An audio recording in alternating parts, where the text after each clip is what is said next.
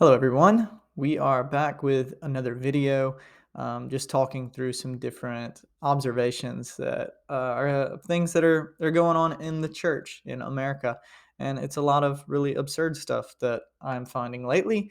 I want to preface, these videos that I'm kind of doing now, putting out that I don't have it all together. I don't think I have it all together, and I'm not judging any of these people.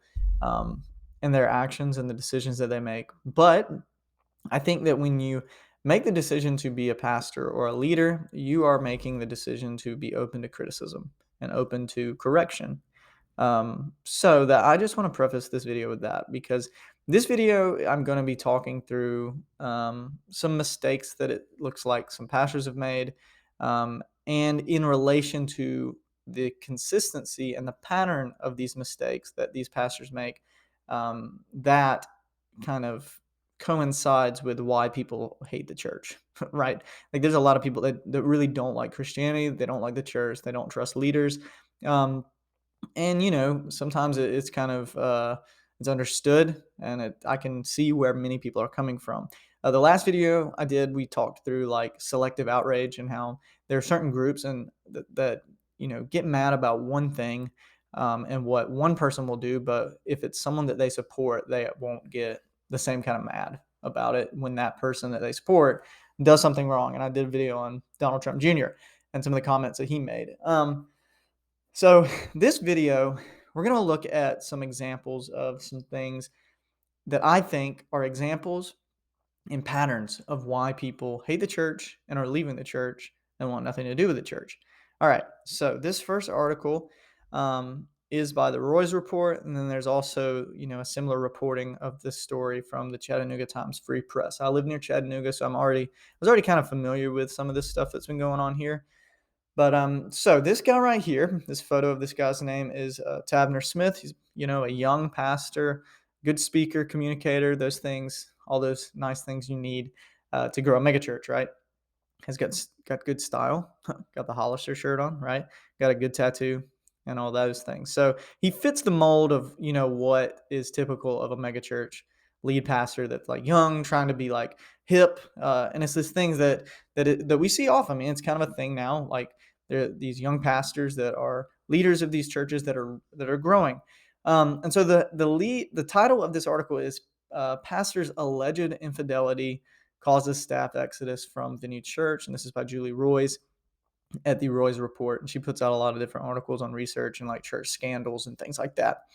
But his name is Tabner Smith, and he has been accused of infidelity, so having an affair. What was once the fastest growing megachurches in the country, Vineyard Church in Chattanooga today, is reeling from a staff exodus due to their pastor's alleged infidelity. According to the Chattanooga Times Free Press, which is this article right here, a week before Christmas, several staff members at Vineyard Church in Chattanooga quit over concerns about conduct of megachurch lead pastor Tabner Smith. According to the church, members and others informed of the departures. 8 employees quit. A spokesperson for Vineyard Church told the Times Free Press they would not offer comment until after the severance process of the staff was complete. So essentially, this church was started in Chattanooga. They moved there in 2012, 2015. It was one of the fastest growing churches in America. He was kind of involved with some of these mega church pastors that are popular. I saw his Instagram some, and I would see some pretty big name pastors commenting on his posts. So he was in that world of, the church growth and mega church stuff. So there was a employee who posted on Facebook about this. I saw this Facebook post talking about how this environment to work in was super toxic, that the leadership was not healthy, and that there was no accountability, and there was a lot of control, and there was a lot of things that were going on. And he kind of has a quote here, this guy. I believe the name is Colt Helton, right here. And he had a Facebook post that was shared like 550 times. So people resonate with these things when they see it happen, right? So it says, as the church kept getting bigger and bigger, there got to be more and more warning signs with the fact that the church culture changed real quick. Helton told the Times Free Press, the lead pastor, you could not talk to him anymore. If he walked in the room, you had to stand up. Okay, so I actually heard about this from people, like just mutual people that I knew, that like if he walked in the room, you out of honor for the pastor, you had to stand up. You couldn't talk to him unless he talked to you in that room, and then you would be seated when he told you to be seated. So any criticism would be seen as going against the church and going against God. So that's really interesting right here. This going against God, any kind of criticism. So I've seen kind of often where, like, if there are these pastors who are pretty successful or whatever that, I guess successful in the terms of church growing. What I have seen at times is that these pastors, what will happen is they will not allow any criticisms of themselves because they feel like they're doing the work of God. And if you are against that, then you have to be opposed to the work of God, right? So this is like a common theme that kind of happens. And on this, video, what we find, or on this article, there's a video of what we find as to why people are kind of like concerned with this leadership. So, Tavner, the pastor here, apparently has been accused of kissing another woman other than his wife. I'm not sure. I can't really comment on. I don't know really if his wife and him are still together or not. But what we see here is pretty sad. So apparently, this video is a video of him with someone that is not his wife. So, and also, that's just crazy, like, that you would do this in the open. Okay, so I guess they kiss. So Tabner Smith, this is an example of a pastor who's very successful, doing well, makes a mistake, right? Okay, and I want to say, like, I'm not like calling these people out to like drag them or not show grace to them or act as if though I have my life together perfectly, because I don't. So this is just an example. Again, this video is about why do people leave the church? Why do people hate the church? Why would they hate the church, right? So this is an example. Example number one: pastoral infidelity. Even staff members are leaving. You're giving these pastors way too much power at times. So then we have another situation. This guy's name is Jeremy Foster, who, I had seen his Instagram videos and ads for his sermons and things like that all over um, Instagram. And I had listened to podcasts where he did some leadership stuff, and I was just interested in hearing it. It says Hope City Church in Houston, once touted as the fastest growing church in American history, has just announced that his pastor, Jeremy Foster, has resigned due to an adulterous affair. I'd like to look at this and see. This is pretty crazy how big and fast this church had grown. A permanent facility would save $1 million annually. So I guess this is just like a video that's talking through what their church is doing. Oh my gosh. Okay. Within 4 years of their first service, weekend attendance is roughly 12,000. They've baptized over 30,000 people since they first launched. So this is not a small church. It's a very huge church. And this guy's a big time leader. I've seen him on all kinds of things Christian related. He's part of the Ark, which honestly there seems to be a lot of these issues. So this is another example. Pastor resigns from Houston after admitting affair. This week, Pastor Jeremy Foster has confessed to an extramarital affair with a woman not affiliated with Hope City. Briggs added that Foster would be replaced by Daniel and Jackie Groves. He encouraged people to continue supporting the church's mission. Um, you know, I get it, but it's just like, why is the first response to say, continue to church, like, support the church's mission? Like, if this guy is their pastor, like, and he's just admitted, like, an affair, like, I mean, I know that people make mistakes and things like that, but at some point, like, these things have to fall on the people that work at the church. If there's no accountability and we're giving these pastors power, they have to be able to have people around them that are like making sure that they're not doing things like allowing abuse to rise up, allowing themselves to be in compromising situations where they are able to allow themselves to be in these situations. And so I think that that's kind of like tone deaf for the first response to be, hey, but continue to support our church, right? Like, I know the pastor just had an affair and he's been preaching to you from the beginning of this church and you've been using his messages to grow your own faith and spiritual walk, but we want you to continue supporting the mission of the church, even though like everything that has been taught probably to you right now is kind of disappointing because this pastor has now had an affair. And, this stuff is sad. Like, this stuff is not like something that I look at and I'm like, man, I knew that would happen. And this is like stuff when I see it, I'm just kind of like, why? The question that I have is, why does this keep happening? Why do people, like, why do these pastors keep finding themselves in these situations? And I think that part of it is, in my personal opinion, I don't know if like churches were ever supposed to be like this big. I mean, having 12,000 people weekly. I don't see how that can even create anything that's healthy. That's a celebrity pastor type of model of church. Just doesn't seem like it's resulted in anything positive. I guess it has resulted in some positive if people are growing in their spiritual walk and things like that. But I think it more often than not like shows us a lot of negative that comes from it. One thing that I did see in regards to Tabner and Venue Church was on his Instagram. There was a response where he posted about Sabbatical, and I found this kind of like concerning also. Like, so obviously this article goes out. There's like this video goes out about him being with another woman, him being accused of an affair. And the only thing that he says is, I'm going on sabbatical. I'm going to be taking some time to fill up, spend time with God, and get some counseling so I can come back rested, refreshed, and ready for the rest of the year. I'll love you. I love you, and I'll see you in February. So this happens.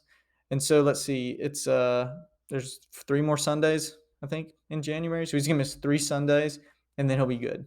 So that's my thing, is like the response to these situations more often than not is not like, I mean, the pastor of Hope City, the Jeremy Foster guy, he stepped down, but this is a situation where this guy he does not care. Like, he's going to keep being the pastor of this church, and you're not going to take it from him. And I just kind of feel for people when they see these things. They are upset, they're aggravated, they don't trust the church, and I get it. Like, I'm not like shocked that you would be mad about that. I'm not shocked that you would want to leave the church. I'm not shocked that if you're someone that was like super involved at one of these churches and this happens and you maybe know the pastor, leadership, and you get hurt by this, like, I can see why you would not trust church leadership, or any church. Um, and so I just think that like there's these examples as to why, like, there's these church failures, these leadership failures. And I think it's not just leadership failures. I think it's church structure failures, where there are these churches that don't necessarily have things in place for pastors to keep from not being held accountable. So that this is just example number one. So these are examples of church failures as to why people are tired of the church, hate the church, sick of it, and don't want anything to do with it. Then the response by some pastors is to take a few Sundays off and then come back. So that's concerning also. Well, there are other things that I see on the internet, and this was one I saw recently. If this will load, this is a church in Spokane. I think that's in Washington, but this video is very interesting. So if it'll load, this is a video from what is a revival service. And I'm getting the little spin thing going there. This is a service from a revival at this church called Patriot Church, which I find that name in and of itself to be like absolutely kind of hilarious anyways. Whoops. But I just wanted to play a couple clips from this. This is a church. It's a non-taxed church. It's a revival, and they titled it America's Revival. So you get the idea, right? So Patriot Church, Spokane campus, is a multi-site church, big church. And it's such an interesting thing to see the different ways in which churches approach like their mission and their purpose. And this church seems to really love America, which I'm not saying you can't love America, but I don't know if that's the point of the church. So I'm going to play 2 clips. One, I'm going to play here at the beginning, and then there's one, if I can find it, it is an hour and 8 minutes in, I believe. And it's a clip I saw on TikTok that went kind of viral, and I just wanted to talk about it because I am blown away by the stupidity that I see. Okay, let's check this out.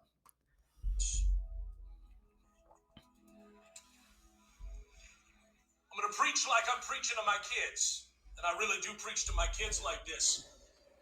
America is finding itself right now in a pivotal place, on the precipice of what can either be the greatest move of God or, as we've experienced, the greatest move of communism, the greatest move of socialism, the greatest move of humanism. But right now, we've Okay. Okay. So he begins by talking about how we can see a great move of God, just as we've seen this great move of communism and socialism and the boogeymen of many people that are very conservative and far right, whatever.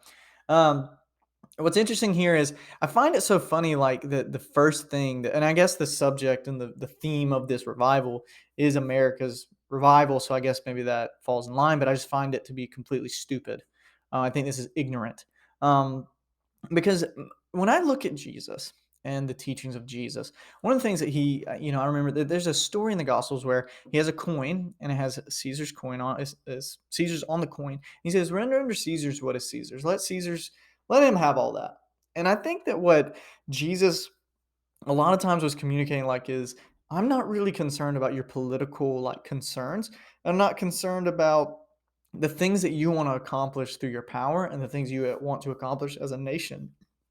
And what Jesus was doing was showing that like our desires for what we hope on this planet and our own comfortability and our safety and those things were not his concern.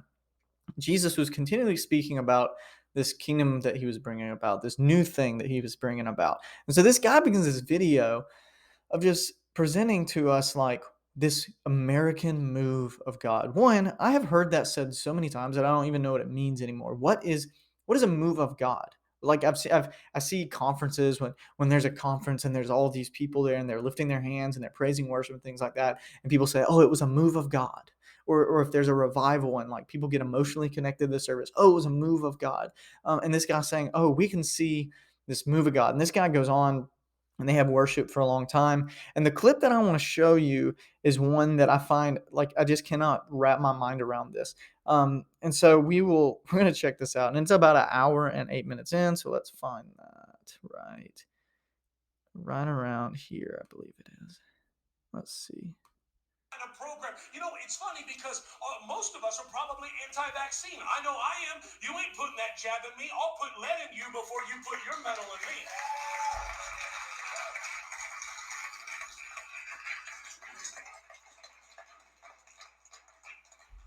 The FBI actually came and investigated me for 3 hours twice. They investigated me once because I spoke on January 6th at the rally, obviously in D.C. And number two, and my wife's like, "Babe, don't you think you should have a lawyer here?" Because they showed up at my front door, they're black Suburban. I said, "Jesus is my lawyer, hallelujah." And I'm smarter than these idiots. They couldn't even find Hillary's emails.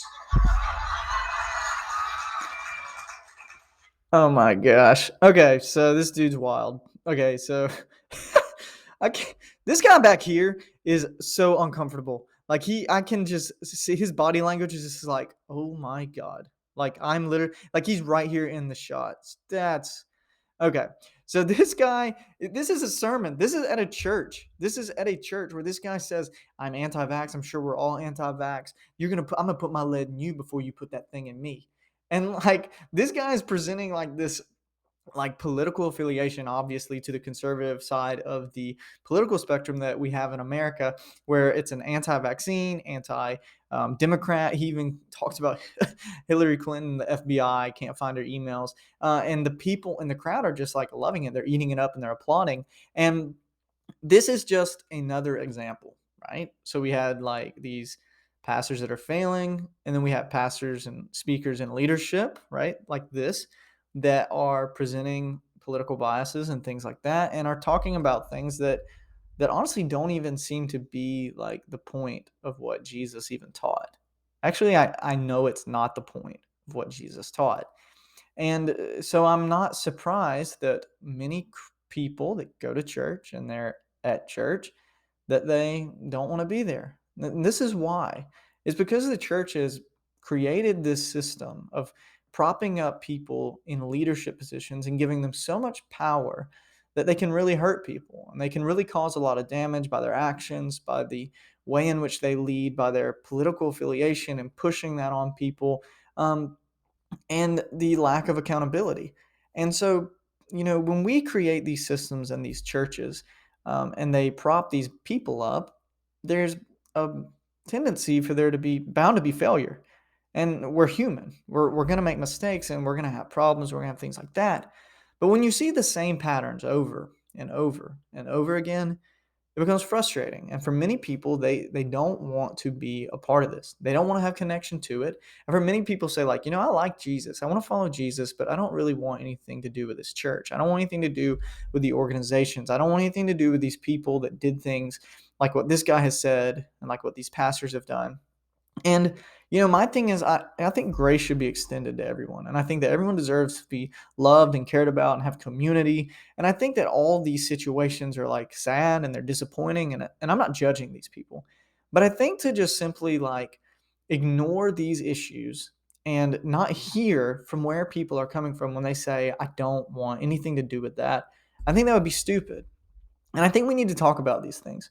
I think we need to draw attention to it. And I think we need to ask the question of, like, what is the end goal of all of this? What is the purpose of the church? Why do we exist? And if it's not to like show people the way of Jesus, the love of Jesus and the grace of Jesus, and show people that like I make mistakes and we all make mistakes, and that we can bring about like good things to other people on this life by following and on this planet by following the way of Jesus. I think that's the point. I think that's what we need to do. I don't think it's about giving pastors so much power that they grow humongous churches that are bringing in 12,000 people a week. And I don't think it's about presenting your political affiliations at an America revival. I don't think it's about any of those things. And I think that what we have to do is continually ask those questions. And the disappointing thing about these kind of situations is a lot of times what happens is when you have these pastors fail and when you have leaders do things like that guy did by giving his political opinion from a pulpit or from a stage that's supposed to be preaching religion, that oftentimes represents the minority, right? These situations are honestly the minority of what's actually going on in most churches in America. And when that happens, what it does is it makes all Christians kind of be boxed into one box and be the same people. And so it's sad and disappointing because it can hurt people, but it's also like a misrepresentation, I think, of a lot of really good people that follow Jesus and show people who Jesus really is. And so we need to like continue to be aware of this, and we need to change some things. And I don't know what that looks like. I don't know how that's going to happen. I don't know if it'll ever happen. But I know that these things shouldn't be happening. I know there's always going to be failures in the church. There are always going to be these things, but there has to be a reason for the continual pattern. And there has to be maybe some changes that are made over the course of time that maybe bring something different. And so I just wanted to talk about these kind of things, and I wanted to think through like what it is that what we're doing and what's going on and why this is happening. And so I think that like what we have to understand is that this may not be how Jesus wanted things to be. And I think that we have to understand that like there's always going to be these problems and always going to be these mistakes. And when you see these things, if you're someone that's been hurt by this and you don't want anything to do with the church, I hear you and I understand where you're coming from. um, and I think you ought to take the time to heal from that. But I also think that I want you to be encouraged that there are good people out there that follow Jesus and there are good churches out there. But for us, for people that are Christian, this is why people hate the church. This is why people don't want to be a part of the church. Leaders, pastors failing, political opinions, and things like that. So these are just a few examples, and we have to talk about it. We have to draw attention to it. We have to call it out, and we have to say this is not what represents who Jesus is, and we need to show people what that is. I wanted to also just put on this video at the very end a resource that I have found really helpful in my life and in my faith walk, and it is the Bible Project. They have an app out now that is really, really cool. You can find the app on the App Store. They have a bunch of different videos. They have a lot of things that are, I think, are really helpful. So maybe you're a person that has kind of like, you don't really want to go to church, but maybe you have interest in faith and spirituality. There's a lot of things you can do. They have like something really cool where you can take like, gotta find it. But classroom beta. You can take like classes on the Bible that are really, really interesting. And so I would encourage you, if you're someone that maybe like doesn't do a good job at reading the Bible, or you want to read the Bible, or you're just interested in Christianity as a whole, man, the Bible Project is a great, great option. So I just want you to be encouraged that Like, if you're someone that doesn't like the church, like, and you hate the church, and you see these you see these things happening, just know there are people out there that are Christians that see these things happening and know it's wrong, and we want it to change. And I'm one of those people. These examples and these things are drawing us attention to something that is sad and it's disappointing, and it's not something that I judge these people for. But my hope is that one day we can see um, something change, and we can see some different representation by the church of who Jesus is, and it not be the negative stuff, but it be the positive and the good that the church is actually doing. But these examples are why people are leaving, why people hate it, and we have to be aware of it, and we have to talk about it. So, hey, if you found this video helpful or you found it interesting, I would love to hear your thoughts in the comments. Do me a favor and like the video, subscribe. You can check out Rethinking Christianity on Instagram. You can follow us there. We have different content that we put out. You can message me on Instagram or whatever. If you have any thoughts or anything like that, you can leave a comment below. Don't hesitate to reach out. Until next time, I'm Blake, and this is Rethinking Christianity. Hope you all have a blessed week and a great day. See ya.